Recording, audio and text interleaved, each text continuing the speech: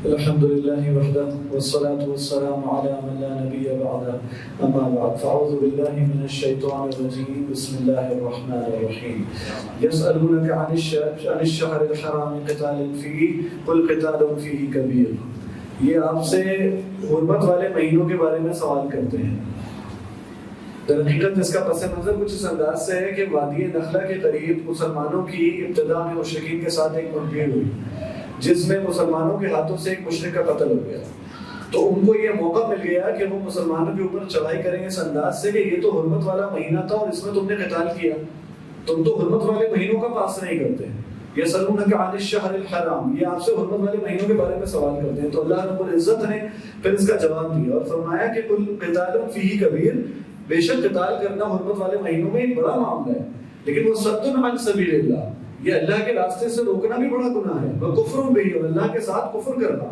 یہ مسجد حرام سے روکنا, یہ حرم کے رہنے والوں کو وہاں سے نکالنا, یہ فتنہ انگیزی کرنا, یہ بھی تو بہت بڑے بڑے گناہ ہیں. مشرکین کو ان کا آئینہ دکھایا کہ یہ تم مسلمانوں پر جو اعتراض کر رہے ہو تو تم اپنی ایمان میں کیوں نہیں جانتے.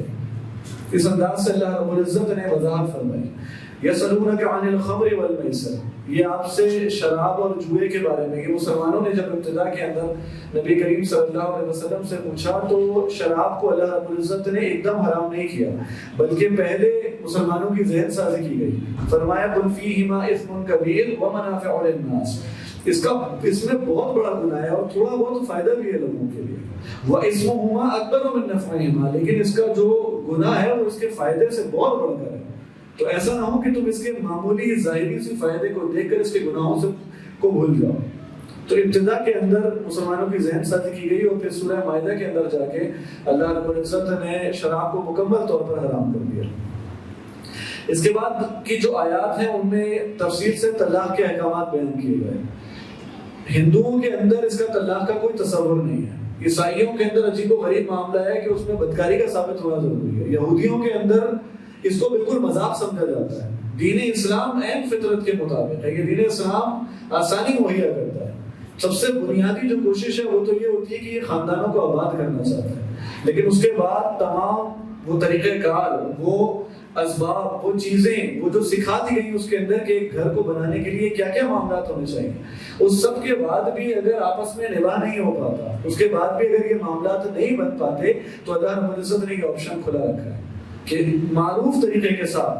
اللہ رب العزت نے فرمایا اس کے الفاظ فَأَمْسِكُوهُنَّ بِمَعْرُوفٍ أَوْ سَرِّحُوهُنَّ بِمَعْرُوفٍ, کہ رکھو تو احسن انداز سے, اور اگر تم اس کو رخصت کرنا پڑ جائے, آپس میں معاملات ختم ہونے کی والی باری آ جائے تو بھی معروف انداز سے. وَاتَّقُوا اللَّهَ, اور اللہ رب العزت کا تقوی اختیار کرو. یعنی بنیادی بات یہ کہ اگر معاملات ختم ہو جائیں, اگر آپس میں اختلافات ہو جائیں, کسی قسم کا کوئی بھی معاملہ ہو جائے, تو اللہ کا تقوی اختیار کرو. ان اللہ بکل شیء علیم, اللہ رب العزت ہر چیز کو جاننے والا ہے. اندازہ لگائیے کہ دین اسلام جب معاملہ ختم ہوتا ہے اس پر بھی رہنمائی کرتا ہے, اس پہ بھی احکامات دیتا ہے. تو کیا ایسا ممکن ہے کہ زندگی گزارنے کے لیے دین اسلام رہنمائی نہ کرے, گھر بنانے کے لیے دین اسلام نے رہنمائی نہ کی؟ اصل بات یہ ہے کہ اس علم شرعی سے, اس صحیح علم سے ہم دور ہو جاتے ہیں. ہمارے پاس وہ علم نہیں ہوتا جس کی وجہ سے معاملات ہمارے خراب ہوتے جاتے ہیں. اور ہمارے معاشرے میں جو چیز پائی جاتی ہے کہ ہم اس بات کا اہتمام نہیں کرتے کہ جب بھی یہ شادی کا معاملہ ہو تو ہمیں چاہیے کہ ان کی بھرپور طریقے سے بچوں کی تربیت ہو, ان کا وہ معاملہ ہو کہ انہیں معلوم ہو کہ آگے ہمیں کس طرح سے پیش کرنا ہے, ہمارے حقوق کیا ہیں. ساری زندگی گزر جاتی ہے, جس کو حق سمجھ کے ادا کر رہے ہوتے ہیں وہ حق ہی نہیں ہوتا, اور جو حق ہوتا ہے وہ ادا نہیں کیا جا رہا ہوتا. تو ضروری بات یہ ہے کہ علم شرعی کو حاصل کیا جائے اور اللہ کے تقوی کو اختیار کیا جائے. جب دونوں فریقین جو ہے وہ اللہ سے ڈرنے والے ہوتے ہیں تو اللہ رب العزت ان کے لیے راستہ بنا دیتا ہے. والوالدات یرضعن اولادهن حولین کاملین, اللہ رب العزت نے ماؤں کو حکم دیا, تمام لوگوں کو ان کا فریضہ انجام بتا دیا گیا. ماؤں کو حکم دیا کہ 2 سال تک بچوں کو دودھ پلائیں, والد کو حکم دیا کہ آپ ان کا خرچہ اٹھائیں. یعنی دین کے حوالے سے انسان کی زندگی میں کوئی شعبہ ایسا نہیں ہے جہاں پر دین اسلام رہنمائی فراہم نہ کرتا ہو. سب کو اپنا اپنا دائرہ کار سمجھا دیا گیا کہ اپنے دائرہ کار میں رہتے ہوئے دین اسلام ہے فطرت کے مطابق ہے, اس کے مطابق عمل کریں. جب اس کو الٹ کر دیں گے, اس معاملات کو خراب کر دیں گے, تو پھر زمین میں فساد پھیلے گا. من ذا الذی یقرض اللہ قرضا حسنا، بڑی پیاری آیت، اللہ رب العزت کا انداز دیکھیے اور اللہ کی رحمت دیکھیے. فرماتے ہیں کہ کون ہے جو اپنے رب کو قرض حسنا دے. اللہ رب العزت مال دینے والے، یہ مال اللہ رب العزت کا خود عطا کرتے ہیں، پھر اس کو خرچ کرنے کی توفیق دیتے ہیں، اور پھر جب اللہ کے دین کے لیے انسان مال کو خرچ کرتا ہے تو کہتے ہیں اس نے مجھے قرض دیا ہے اور میں اس کو بڑھا چڑھا کر لوٹاؤں گا. ان اللہ اشتری من المؤمنین انفسهم واموالهم بان لهم الجنہ، کہ بے شک اللہ نے جنت کے بدلے مومنین کے مال اور جان کو خرید لیا. ومن الناس من یشری نفسه ابتغاء مرضات اللہ، کہ لوگوں میں سے بعض ایسے ہیں جو اللہ کے لیے اپنی نفس کو، اپنی جان کو بیچ ڈالتے ہیں. اللہ رب العزت کی دین کے لیے جو انسان خرچ کرتا ہے، اللہ کہتے ہیں میرے اوپر قرض ہے، اس کو میں بڑھا چڑھا کے اتاروں گا. صحابی رسول کے بارے میں آتا ہے جب انہوں نے سنا تو فوراً اللہ کے نبی سے کہا کہ میرے پاس یہ باغ ہے، میں اس کو اللہ کو قرض دیتا ہوں. اور جب اپنے باغ میں پہنچے تو اپنی بیوی کو آواز دی کہ آپ باہر آ جائیں، یہ باغ میں نے اپنے رب کو دے دیا. اس کے بعد بنی اسرائیل کا ایک واقعہ اللہ رب العزت نے اس میں ذکر فرمایا، بڑا ایمان افروز واقعہ ہے کہ بنی اسرائیل فلسطین میں رہائش پذیر تھے اور ان کے اوپر حملہ ہوا.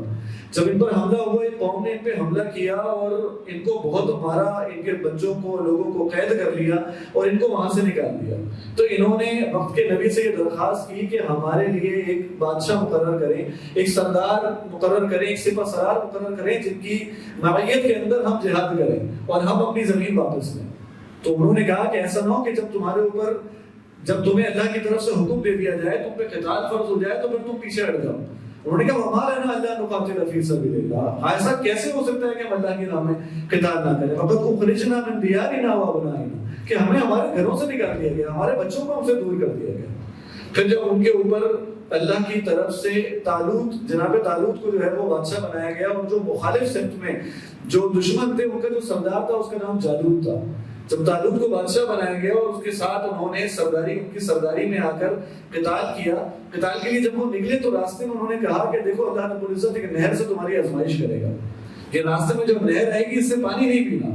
ایک چلو کسی نے پی لیا تو پی لیا، جس نے پانی پی لیا پھر وہ ہم میں سے نہیں ہوا. پھر ایسا ہی ہوا کہ جب وہ نکلے تو ان میں سے کثیر تعداد میں ان لوگوں نے اس نہر میں سے پانی پیا. اور جب انہوں نے جالوت کے لشکر کو دیکھا تو کہنے لگے آج ہمارے اندر قوت نہیں ہے، آج ہمارے اندر طاقت نہیں ہے، اس لشکر کو دیکھ کے ہم تو ان کے ساتھ نہیں رہ سکتے. تو اللہ رب العزت نے بیان کیا، فرمایا قال الذين يظنون انهم ملاقو الله، ان میں جو اللہ والے جو لوگ تھے جو اللہ سے ملاقات پر یقین رکھتے تھے، انہوں نے کہا کم من فئة قلیلة غلبت فئة کثیرة بإذن اللہ. ایسا تو کئی دفعہ ہوتا ہے کہ چھوٹی سی جماعت بڑے لشکر کے اوپر غالب آ جاتی ہے اللہ کے حکم سے. یہ جو جنگ ہے یہ اسباب کی بنیاد پہ نہیں جیتی جاتی، یہ تو عقیدے کی بنیاد پر جیتی جاتی ہے. اور پھر ایسا ہی ہوا کہ اللہ رب العزت نے ان کو فتح نصیب فرمائی.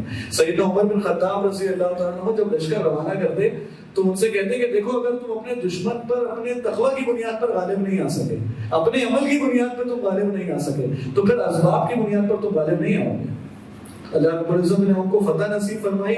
اور پھر اسی لشکر کے اندر ان کے سیدنا داؤد موجود تھے کہ جنہوں نے جالوت کو قتل کیا، اور پھر داؤد علیہ السلام کو اللہ رب العزت نے نبوت سے نوازا. اس کے بعد قرآن مجید کی سب سے افضل ترین آیت جس کے بارے میں نبی صلی اللہ علیہ وسلم نے سیدنا ابو المنذر رضی اللہ عنہ سے پوچھا تھا کہ قرآن کی سب سے عظیم آیت کون سی ہے، تو انہوں نے فرمایا کہ آیت الکرسی ہے. اللہ کے نبی صلی اللہ علیہ وسلم نے فرمایا تمہیں تمہارا علم مبارک ہو. حدیث میں آتا ہے کہ جب فرض نماز کے بعد جو شخص آیت الکرسی کو پڑھتا ہے تو پھر اس کو موت کے سوا جنت میں داخلے سے کوئی چیز نہیں روک سکتی، جیسے کہ نسائی میں سیدنا ابو امامہ رضی اللہ عنہ سے روایت ہے. لا اکراہ فی الدین، دین کے اندر جبر نہیں. یہ دین اتنا شاندار، اتنا علی شان، اتنی فطرت کے عین مطابق اس کی راتیں اس کے دن سے زیادہ روشن، اتنا روشن دین ہے، اس کو قبول کرنے میں جبر نہیں ہے. یعنی کسی کو مجبور نہیں کیا جائے گا کہ دین اسلام جو اتنی اپنے اندر اتنی خصوصیات رکھتا ہے کہ کسی کو مجبور کیا جائے کہ وہ اس کو قبول کرے. وہ جو شخص بھی اپنے اخلاص کے ساتھ جب بھی اس دین کا مطالعہ کرنے کی کوشش کرے تو اس کے پاس اس کے سوا کوئی چارہ نہیں کہ وہ دین اسلام کو قبول کر لے. قد تبین الرشد من الغی، یہ ہدایت واضح ہو چکی. فمن یکفر بالطاغوت ویؤمن باللہ فقد استمسک بالعروۃ الوثقی لا انفصام لها. تو جو کوئی طاغوت کا انکار کر دے اور اللہ پر ایمان لے کے آئے تو وہ ایسے مضبوط کڑے کو تھام لیتا ہے کہ جو ٹوٹنے والا نہیں ہے. اس کے بعد ابراہیم علیہ السلام کا قصہ اللہ رب العزت نے بیان فرمایا کہ آپ جانتے ہیں کہ اس واقعے کے مطابق جب ابراہیم علیہ السلام نے ان کے بتوں کو توڑ دیا اور پھر اس قوم نے آپ کو پکڑ لیا اور پھر آپ کو بادشاہ کے دربار میں لے گئے، اور اس وقت پھر آپ کا ان سے مناظرہ ہوا، یعنی وہ وقت کا فرعون ہے جس کے بارے میں جیسے نبی صلی اللہ علیہ وسلم فرماتے ہیں کہ افضل ترین جہاد ہے کہ کلمہ حق کہنا جابر سلطان کے سامنے کھڑے ہو گئے۔ اور اس موقع پر جب اس نے یہ سوال کیا، اس نے پوچھا کہ الم تر الی الذی حاج ابراہیم ان آتاہ اللہ الملک، کہ ابراہیم علیہ السلام سے ان کے رب کے بارے میں وہ بادشاہ جھگڑ رہا تھا۔ ابراہیم علیہ السلام نے فرمایا کہ اذ قال ابراہیم ربی الذی یحیی و یمیت، میرا رب تو وہ ہے جو موت و حیات کا مالک ہے۔ بعض تفاسیر کے اندر بعض تابعین کے اقوال میں سے آتا ہے کہ انہوں نے کہا کہ اس نے کہا کہ میں بھی موت و حیات کا مالک ہوں، میں جو ہے وہ قتل کا جو مجرم ہے، سزائے موت کا مجرم ہے، اس کو چھوڑ دیتا ہوں اور ایک عام شخص کو قتل کر دیتا ہوں۔ تو ابراہیم علیہ السلام نے پھر اس کو ایک اور دلیل دی کہ ٹھیک ہے تو موت و حیات کا اپنے آپ کو مالک سمجھتے ہو تو فإن اللہ یأتی بالشمس من المشرق فأتی بها من المغرب، تو میرا رب تو وہ ہے کہ جو مشرق سے سورج کو نکالتا ہے اور مغرب میں غروب کرتا ہے۔ فبہت الذی کفر، تو پھر کافر جو ہے وہ ہکا بکا رہ گیا، پھر اس کے بعد اس کی کوئی چال نہیں چلی۔ جب انسان سخت ترین لمحات کے اندر بھی دلائل کی بنیاد پہ، حق کی بنیاد پہ کھڑا ہو جائے اور اللہ رب العزت کے اوپر بھروسہ کرے تو پھر اللہ رب العزت کی نصرت اور حمایت اس کے شامل حال ہوتی ہے۔ اسی پہ اکتفا کرتے ہیں۔ فجزاکم اللہ خیرا واحسن الجزاء، سبحان ربک رب العزت عما یصفون وسلام علی المرسلین والحمد للہ رب العالمین۔